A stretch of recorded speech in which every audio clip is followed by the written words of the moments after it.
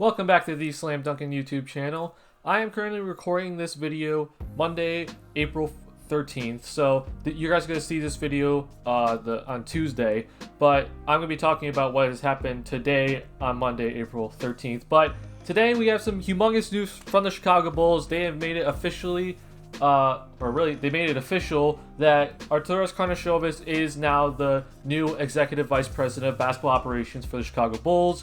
John Paxson is now currently shifted over to an advisory role, but for this specific video, I am going to be talking about Gar Forman, and if you have not heard, Gar Forman has officially been relieved of his duties as general manager of the Chicago Bulls, so now he is officially gone from the organization, and I'm going to be explaining in this video why it was important for Karnisovas to completely get rid of Gar Forman and get him out of this organization as a whole. So before we get into that though, make sure you leave a like on this video. Also, if you're new to the channel, make sure you hit that subscribe button, especially if you're a Bulls fan. And also follow me on Twitter at Duncan_White14. So as you can see, Chicago Bulls, new Vice President, Arturas Karnisovas. He has already made some very, very important moves before this was even officially announced. And I am very, very happy with what he's done so far. Now, biggest thing that I think has really come out from today is that Gar Forman has been relieved of his duties as general manager. And a lot of us, including myself, and you can see in previous videos, that I thought Gar Forman was actually going to be moved to the head of the scouting department. And I was not very happy with the thought of that. But at the point I was like, you know, I'm going to take what I can get. If Gar Forman's not making any basketball decisions, I am perfectly fine with that. Just keep him in that scouting role. Don't let him try to abuse his power.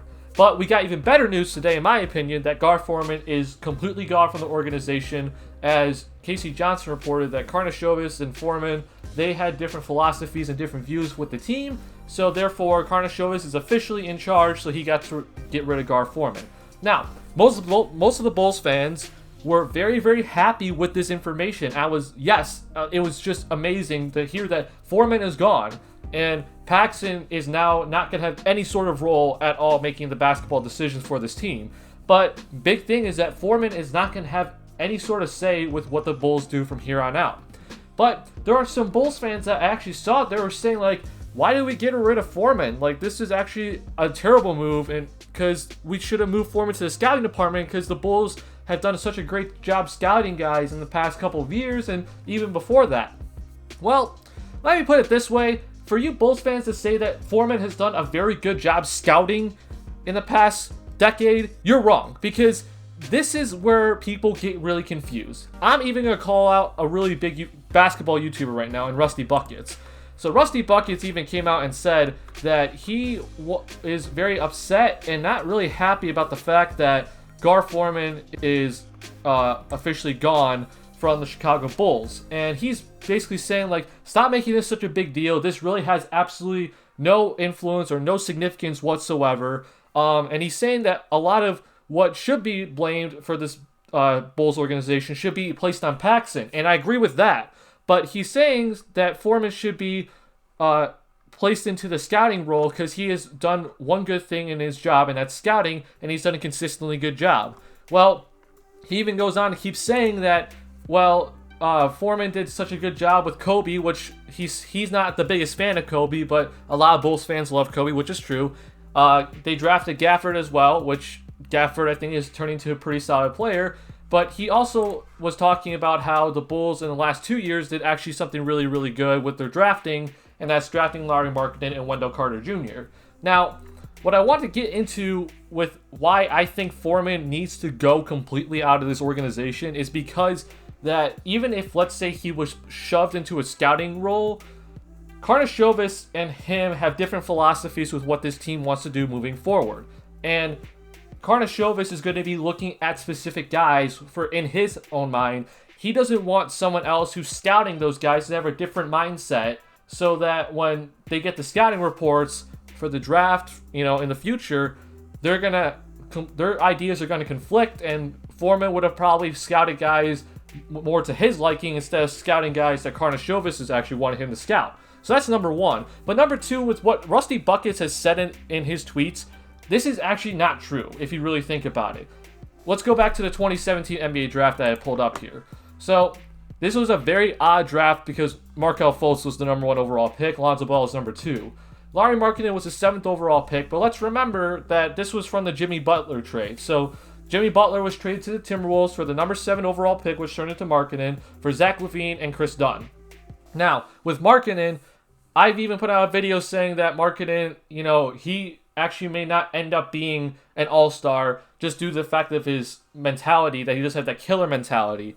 And I would even argue, just from looking at this draft, while there were a lot of misses from, 8 to 10, and I would even argue that Malik Monk, who's on suspension right now, is also a miss. But looking at some of the guys that were drafted after Markkanen, you can almost argue that Gar Forman did not make the best pick in the world. While Markkanen, I think, has all-star potential, we have Donovan Mitchell already an all-star, and Bam Adebayo also already an all-star, and Luke Kennard's having a pretty solid career already. So there are guys left on the board that have already become all-stars with their respective teams. Granted, it's a lot to do with winning, but that doesn't take away their work ethic and the types of players they've become. So, did Forman really hit on this pick? I'm going to argue kind of, but not 100%. And not to mention, in that Jimmy Butler trade, Gar Forman was huge on getting Chris Dunn in the previous draft. Like, Gar Forman and John Paxson loved Chris Dunn to death, and they were willing to just trade Jimmy Butler straight up for Chris Dunn in the previous draft. And I think we all know by now that Chris Dunn is not going to be the point guard of the future for any team, unfortunately. And just listen to that, though. If you really think Gar Forman did such a great job at scouting guys, he loved Chris Dunn. He thought Chris Dunn was going to be an absolute star. And obviously Chris Dunn is not that. I'll even go back to, let's say the Marquise T draft pick, 29th overall. And with that draft pick, you have to remember that Gar Forman and John Paxson did not want to draft Draymond Green, but Tom Thibodeau loved Draymond Green. They didn't draft Draymond Green, and Draymond Green has now turned into multiple-time Defensive Player of the Year, an all-star champion. Marquise Teague is currently out of the league. So, yes, Gar Forman hit on some picks, like the Jimmy Butler pick, for example. He hit very well on that. But I'm also going to remind you of some of the things that he really, really missed on. How about the Doug McDermott trade? Remember that? Doug McDermott was picked by the Denver Nuggets, but was traded ultimately to the Bulls for Gary Harris and Yusuf Nurkic. Gary Harris is now a very solid player for the Denver Nuggets. Yusuf Nurkic was a very good starting center for the Trailblazers before he got hurt. And Doug McDermott did not do anything for this roster, and he was traded for who Gar Forman called the point guard of the future in Cameron Payne. So, to say that Gar Forman was doing a good job scouting, he scouted Doug McDermott and thought he was going to be the next big thing for the Bulls, and that was not true. He scouted Cameron Payne and labeled him as the point guard of the future for the Bulls, which ended up also not being true. So, that type of stuff right there, those are humongous misses to call a guy to say, oh, he's a great scouter and we should have kept him. Absolutely not. Gar Forman deserved to go and should not have been in any part of the organization for the Chicago Bulls at all. And I'll keep going down the list. Talk about Tony Snell. Tony Snell did absolutely nothing for us, and we traded him for Michael Carter-Williams. Denzel Valentine, what has he done so far this season? Absolutely nothing. In his career, he had a pretty good sophomore year, but after that, he has basically just been gone. He has done really absolutely nothing. Chandler Hutchison was a guy that Gar Forman liked and scouted, and he's been constantly injured. Now, as much as I like Hutchison, I don't know if he's going to really turn into anything that significant. And my last thing I do want to say about this, and this is really towards Rusty Buckets, that the picks that the Bulls have done in the past 3 years with the 7th overall pick, they've done a good job with those guys, picking those guys. But I'm also going to argue that the Wendell Carter Jr. pick and the Kobe White pick, those were basically the two best guys available during that time. Lauri Markkanen, there's a bit, you can argue if he was the best overall player available, but still, a lot of people would have had Markkanen at number 7 and him as the best player available at number 7, considering the way the draft worked out. So, is it really that, Gar Forman did such a great job at scouting all these guys that the Bulls picked, and he should deserve a scouting job for the Bulls? Or was it actually that he really did miss on a lot of stuff, which he did, and a lot of the draft picks, most recently from the Bulls at number 7, they were basically the best player available on the board. So, was it really Gar's did really Gar do anything to, allow him to keep a scouting job? Or was it just, oh, we're going to go with whoever's best available here? And that's where I'm saying that Gar Forman does not deserve a lot of credit, if you really think about it, for his scouting that people praise him on. And what Rusty Buckets is saying here, I'm sorry, but this is actually really significant in my opinion, because Gar Forman and him being in a scouting role, he just doesn't value what Karnisovas is going to value.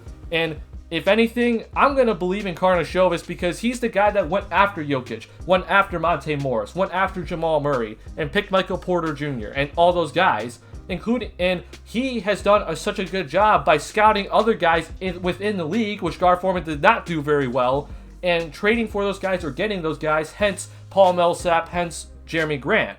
So I think I'm going to trust Karnisovas' word instead of trusting Gar Forman's word when it comes to looking at prospects and looking at guys in the league to go after. So that's why I personally think this was really, really significant for Karnisovas to first show us that he actually has full control of the organization right now, but also get rid of a guy that does not have the same philosophies as you, and not to mention show that he has not done a good job. And I know Rusty Buckets is going to say that, it's not really, this really isn't significant. If anything, he should have been kept, and this is actually a loss for the Bulls.